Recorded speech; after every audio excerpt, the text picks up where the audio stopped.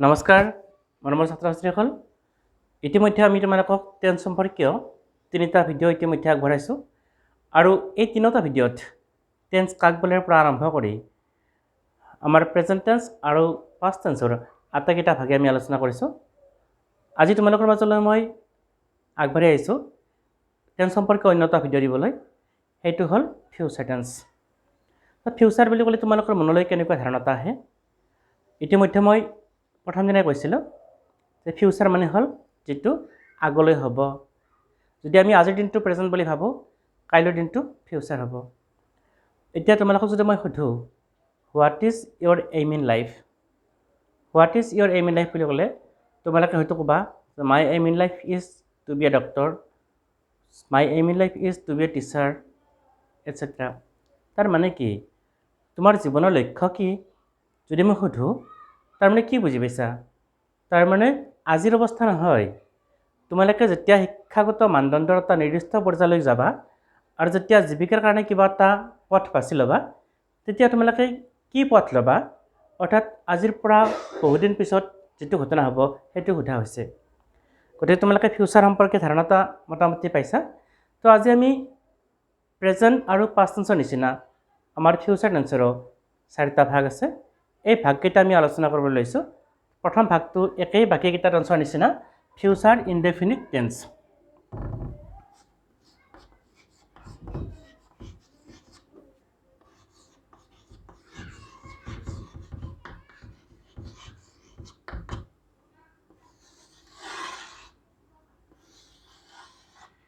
Future বানানটো চাই ল'বা, FUTURE future indefinite. So first time we should know what is the structure of sentence or form of sentence. চাবা অসমীয়াত লিখিলে আমি লিখিম বাক্যৰ গঠন।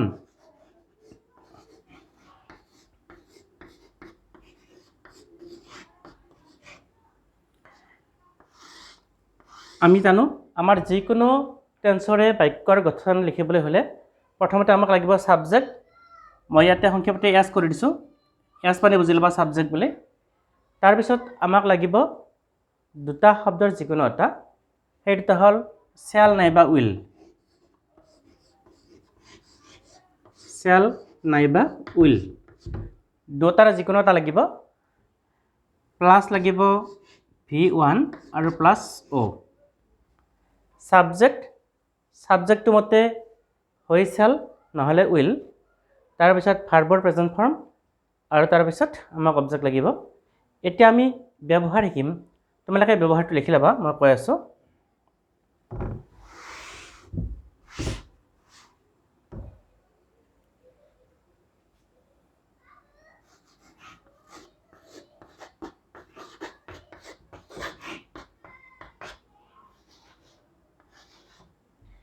ব্যৱহাৰটো এনেকুৱা হ'ব, ভৱিষ্যতে কিবা এটা ঘটনা হ'ব বা ঘটিব বুলি প্ৰকাশ কৰিবলৈ এই টেন্স ব্যৱহাৰ কৰা হয়। কেতিয়া হ'ব? ভৱিষ্যতে। যেনেকুৱা ধৰণে মই যদি ক'ম মই কাইলৈ গুৱাহাটীলৈ যাম, তোমালোকে চোৱা বাক্যটো, মই কাইলৈ গুৱাহাটীলৈ যাম, তেনেহ'লে এই বাক্যটো কেতিয়া হ'ব? ঘটনাটো কাইলৈ হ'ব আৰু সেইকাৰণে বাক্যটো হ'ব ফিউচাৰ ইনডেফিনিট। তো বাক্যটোৰ ছাবজেক্ট কি? এই বাক্যটোত কাৰ বিষয়ে কোৱা হৈছে? মোৰ নিজৰ বিষয়ে কোৱা হৈছে, গতিকে ছাবজেক্ট হ'ব আই। এতিয়া কথা আহিল, আইৰ পিছত আমি কি লিখিম? শ্যাল নাইবা উইল। তোমালোকে কি জানিবা? ফাৰ্ষ্ট পাৰ্চনৰ ছাবজেক্টৰ লগত, অৰ্থাৎ আই আৰু উইৰ লগত আমি শ্যাল লিখিব লাগে আৰু বেলেগ ছাবজেক্টৰ লগত উইল লিখিব লাগে। ইয়াত হ'ব আই শ্যাল, ভাৰ্ব হ'লে যোৱাৰ ইংৰাজী গ, ক'লৈ যাম? গুৱাহাটীলৈ। আই শ্যাল গ টু গুৱাহাটী। তাৰপিছত কেতিয়া যাম? কাইলৈ যাম। কাইলৈৰ ইংৰাজী হ'ল টুমৰো, TOMORROW। এইখিনিতে এটা কথা আপোনালোকক জনাই থৈছোঁ, আইটো ফাৰ্ষ্ট পাৰ্চনৰ কাৰণে শ্যাল হৈছে, যদি বেলেগ পাৰ্চনৰ হ'লা হয় উইল হ'লা হয়। যে এনেকুৱা কথা আছে নেকি যে সদায় আইৰ লগত সদায় শ্যালে হ'ব, তেনেকুৱা কথা আছে নেকি? আইৰ লগত উইল হ'ব পাৰে নে নোৱাৰে? পাৰে। কেনেকৈ পাৰিবা ধৰা মই কৈছোঁ মই কাইলৈ গুৱাহাটীলৈ যাম অৰ্থাৎ কিবা কাৰণত যদি বৰষুণ হয় গাড়ীখন নাপাওঁ কিবা বিশেষ এটা অসুবিধা আহি পৰে মই নাযাব পাৰোঁ এই বাক্যটোত ইমান বেছি এটা জোৰ নাই কিন্তু যদি আমি জোৰ দি বুজাব লগা হয় মই কাইলৈ গুৱাহাটীলৈ যামেই তেনেকুৱা অৰ্থত কিন্তু আমি আইৰ লগত বা উইৰ লগতো উইল বহাব পাৰোঁ তেনে উল্টাটো বহাই দিলে বাক্যটো জোৰ দিয়া বুজায় এতিয়া মই যদি কওঁ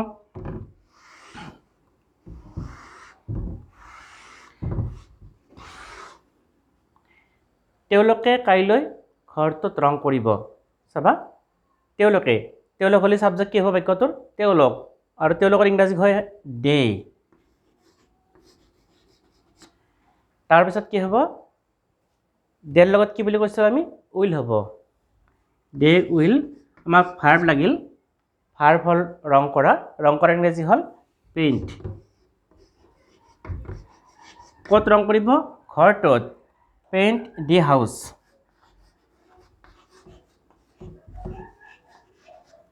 কোনদিনা কৰিব কাইলৈ একে আগৰ নিচিনা তুমোৰ শব্দটো লিখিবা অকল তুমোৰ যে হ'ব তেনেকুৱা নহয় যদি অহা সপ্তাহত হ'ব বুলি কওঁ কামটো নেক্সট উইক হ'ব অহা মাহত হ'ব বুলি ক'লে নেক্সট মান্থ হ'ব তেনেকুৱা তোমালোকে ফিউচাৰ ইনডেফিনিট টেন্সটো বুজি পালা এইবাৰ আমি শিকিম ফিউচাৰ কণ্টিনিউৱাছ টেন্স আমাৰ ইনডেফিনিটৰ পিছৰ ভাগটো হ'ল কণ্টিনিউৱাছ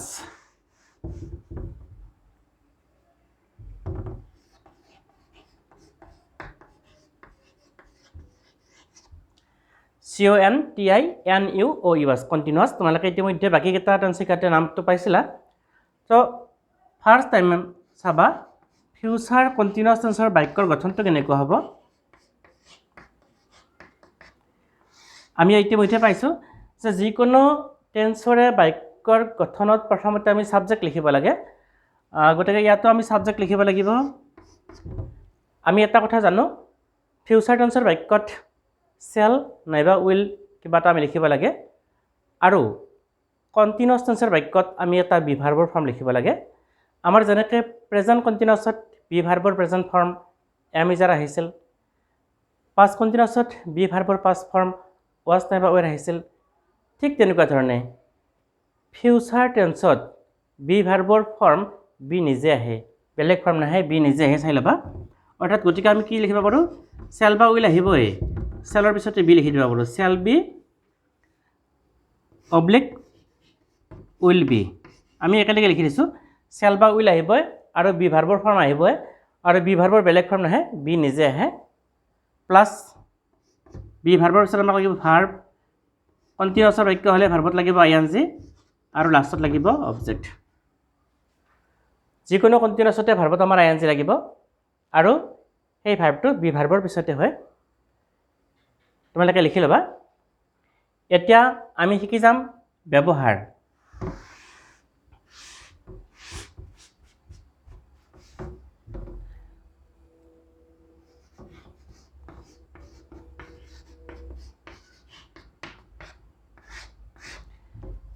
জানিবা ফিউচাৰ মানে হ'ল ভৱিষ্যত আৰু কণ্টিনিউৱাছ মানে হ'ল চলি থকা অৰ্থাৎ যিটো নামটোৰ পৰা আমি গম পাইছোঁ যে ভৱিষ্যতে কামটো আৰম্ভ হ'ব হোৱাৰ পিছত কিছু সময় চলি থাকিব সেয়ে হ'ল ফিউচাৰ আৰু কণ্টিনিউৱাছ তোমালোকে লিখিবা ভৱিষ্যতে আৰম্ভ হৈ কিছু সময় চলি থাকিব বুলি প্ৰকাশ কৰিবলৈ এই টেন্স ব্যৱহাৰ কৰা হয় যেনে লিখিবা তেনে ভৱিষ্যতে আৰম্ভ হ'ব আৰু কিছু সময় চলি থাকিব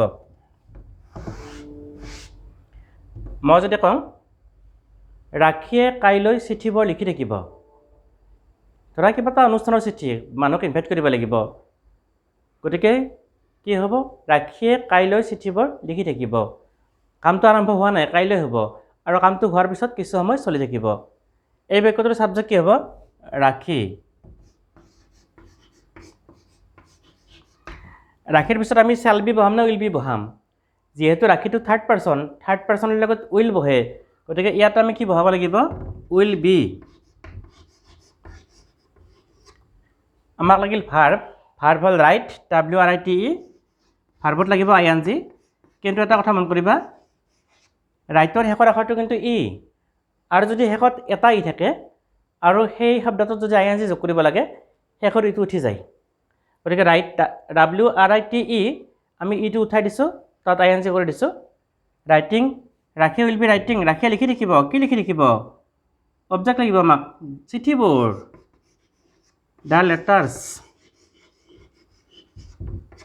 কেতিয়া লিখি থাকিব কাইলৈ তোমালোকে বানানটো পাই আছা টুমৰো তাৰে পিছত চাবা মই যদি কওঁ আমি কাইলৈ নদীত মাছ ধৰি থাকিম আমি কাইলৈ কামটো কেতিয়া হ'ব কাইলৈ হ'ব আচ্ছা তোমালোকক কেইবাটাও বাক্যত কাইলৈ পাইছোঁ এতিয়া পৰহিলৈ বুলি ক'ম আমি পৰহিলৈ নদীত মাছ ধৰি থাকিম তোমালোকে পৰহিৰ ইংৰাজীটো জানি ল'বা বাক্যটোৰ ছাবজেক্ট হ'ব আমি তাৰপিছত কি হ'ব উইটো যিহেতু ফাৰ্ষ্ট পাৰ্চন চেল হয় গতিকে কি হ'ব চেল বি ধৰাৰ ইংৰাজী কি কেটছ তোমালোকে ক্ৰিকেট খেলাত কেটছ শব্দটো পাই আছা গতিকে আমাৰ ইয়াতে হ'ব CATCH আৰু ING কেটছিং ফিছ ফিছ লিখিম নে ফিছেছ লিখিম আচলতে ইয়াতে ফিছেছটো উপযুক্ত হ'ব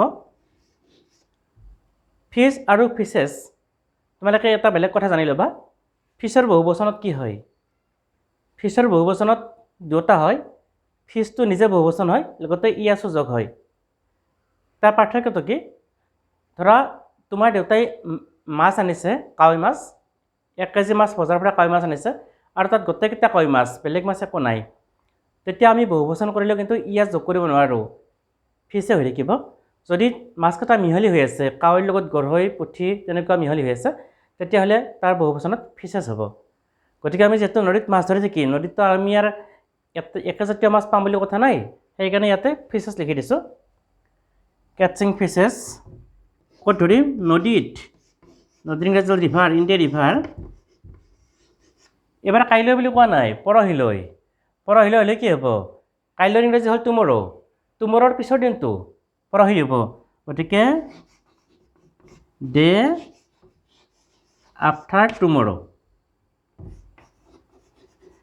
তোমালোকে টুমৰোটো পাই আহি আছা এতিয়া পৰহিটোতো জানা নাছিলা এতিয়া গম পালা ডে আফটাৰ টুমৰো অৰ্থাৎ কাইলৈৰ পিছৰ দিনটো সেইটো হ'ল পৰহি বুজি পালা তো ঠিক আছে আৰু এটা কথা মই যে লিখিছিলোঁ কেটছিং ফিছ শব্দটো যেতিয়া ফিছটো মানে নাউন শব্দ ফিছ মানে মাছ কিন্তু ফিছ শব্দটোক আমি কেতিয়াবা ভাৰ্ব হিচাপে লিখিব পাৰোঁ তোমালোকে বাক্যটো এনেকৈ লিখিব পাৰিবা we shall be fishing direct সেনেকৈ লিখিলে হ'ব we shall be fishing in the river day after tomorrow তাৰপিছত আমি শিকিম ফিউচাৰ পাৰফেক্ট টেন্স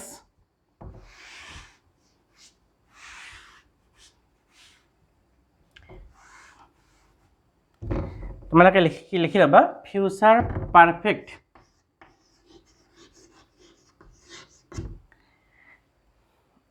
প্ৰথমতে আমি যে লিখিম বাক্যৰ গঠনটো চাবা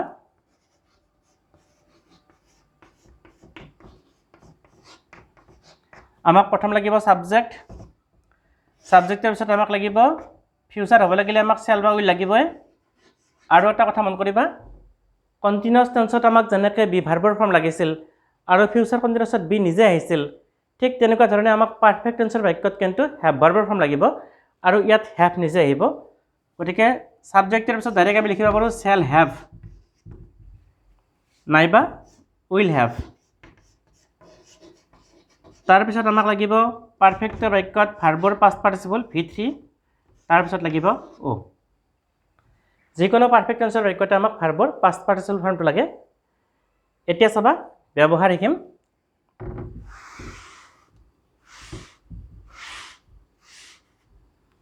যেনেকৈ কণ্টিনিউৱাছে কামটো চলি থকা বুজায় পাৰফেক্ট শব্দটোৰ অৰ্থ হ'ল শেষ হোৱা বা সম্পূৰ্ণ হোৱা ভৱিষ্যতে ফিউচাৰ পাৰফেক্ট মানে হ'ল ভৱিষ্যতে সম্পূৰ্ণ হোৱা কেনেকুৱা হ'ব লিখি ল'বা ভৱিষ্যতে কোনো এটা নিৰ্দিষ্ট সময়ৰ ভিতৰত কিবা এটা ঘটনা কৰা হ'ব বুলি প্ৰকাশ কৰিবলৈ এই টেন্স ব্যৱহাৰ কৰা হয়। এনেকুৱা হ'ব পাৰে কামটো আৰম্ভ হৈছে নে হোৱা নাই আমি নাজানো, কিন্তু কামটো কেতিয়া শেষ হ'ব সেই সময়টো কৈ দিব পাৰোঁ। অৰ্থাৎ পাৰফেক্ট মানে সম্পূৰ্ণ হোৱা। যেনেকৈ চাবা, মই এটা উদাহৰণ দিছোঁ।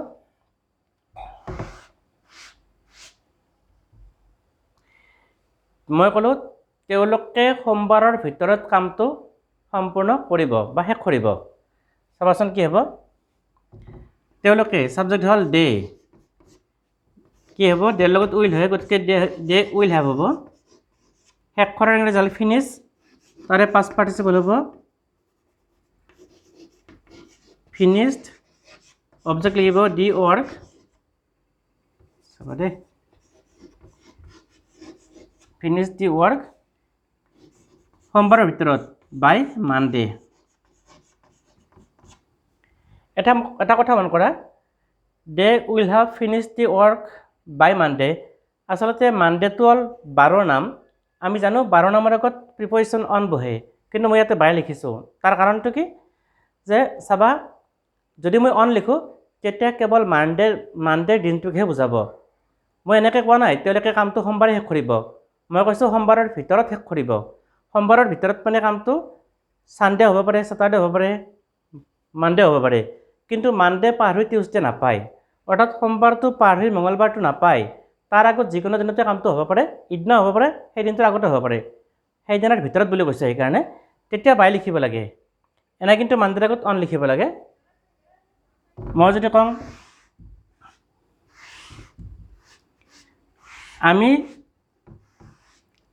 জানুৱাৰী মাহৰ ভিতৰত দলংখন মেৰামতি কৰিম, ছাবজেক্ট কি হ'ব উই হ'ব, উইৰ লগত চেল হয়, গতিকে ইয়াতে হ'ব চেল হেভ। মেৰামতি কৰাৰ ইংৰাজী হ'ল ৰিপেয়াৰ, REPAIR, তাতে ইডি হ'ব ৰিপেয়াৰ্ড। কি মেৰামতি কৰিম দলংখন, দি ব্ৰিজ। কেতিয়া মেৰামতি কৰিম জানুৱাৰী মাহৰ ভিতৰত বাই জানুৱাৰী। ইয়াতো একে কথা, জানুৱাৰী এটা মাহৰ নাম, তাৰ আগত ইন হ'ব লাগিছিলে, ইন নিলিখি আমি কি লিখিছোঁ বাই লিখিছোঁ। কিয় লিখিছোঁ, মই কোৱা নাই যে জানুৱাৰী মাহত শেষ কৰিম, জানুৱাৰী মাহৰ ভিতৰত। অৰ্থাৎ কামটো ডিচেম্বৰতো হ'ব পাৰে, নৱেম্বৰতো হ'ব পাৰে, জানুৱাৰীতো হ'ব পাৰে, কিন্তু কামটো ফেব্ৰুৱাৰী নাপায়। এইখিনি পাৰ্থক্য তোমালোকে নিশ্চয় বুজি পালা ফিউচাৰ পাৰফেক্ট টেন্স। তো এইবাৰ আমি যাম আমাৰ ফিউচাৰ টেন্সৰ লাষ্টৰ ভাগটো, future perfect continuous tense.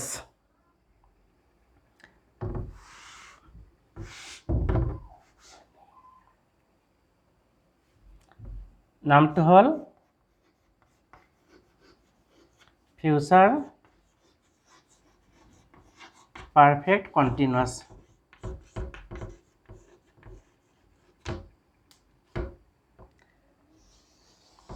Future perfect continuous বুলি কোৱাৰ লগে লগে তাৰ বাক্যৰ গঠনটো চাবা।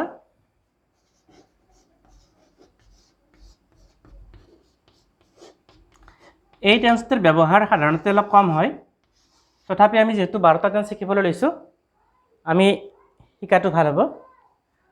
আমাৰ প্ৰথমতে আমি তোমালোকে জানা ছাবজেক্ট লাগিব, ফিউচাৰৰ বাক্যত চেল বা উইল লাগে, আৰু পাৰফেক্ট কণ্টিনিউৱাছৰ বাক্যত হেভ বিন বা হেজ বিন লাগে। ইয়াতে কি হ'ব, ফিউচাৰৰ বাক্যত সদায় কি হ'ব হেভ বিন হয়, shall have been oblique will have bin.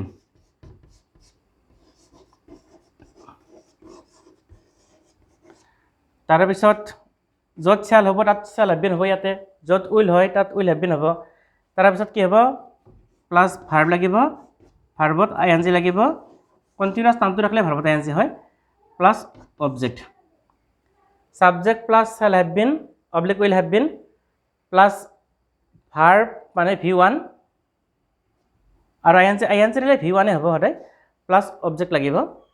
তোমালোকে ব্যৱহাৰ লিখিবা।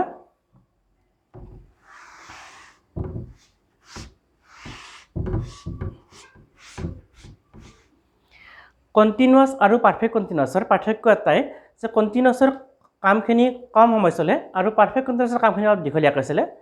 তোমালোকে এনেকৈ লিখি ল'বা, ভৱিষ্যতে আৰম্ভ হৈ এক দীঘলীয়া সময় চলি থাকিব বুলি প্ৰকাশ কৰিবলৈ এই টেন্স ব্যৱহাৰ কৰা হয় কামটো ভৱিষ্যতে আৰম্ভ হ'ব আৰু এটা দীঘলীয়া সময় চলি থাকিব মই যদি কওঁ তেওঁলোকে এমাহ ধৰি কামটো কৰি থাকিব কামটো আৰম্ভ হোৱা নাই হোৱাৰ পিছত এমাহ চলি থাকিব কি হ'ব দে দেৰ লগত উইল হয় গতিকে তে হ'ব উইল হেভ বিন কৰাৰ ইংৰাজী হ'ল do they will have been doing কি কৰিব কামটো ডি ৱৰ্ক আৰু পাৰফেক্ট কণ্টিনিউছৰ বাক্যত আমি চিন্স বা ফৰ দুটা শব্দৰ যিকোনো এটা লিখিব লাগে ইয়াতে ফৰ হ'ব ধৰি বুলি আছে ফৰ এ মান্থ তুমি যদি কোৱা মই এই স্কুলখনত 3 বছৰ ধৰি পঢ়ি থাকিম তেতিয়াহ'লে কি হ'ব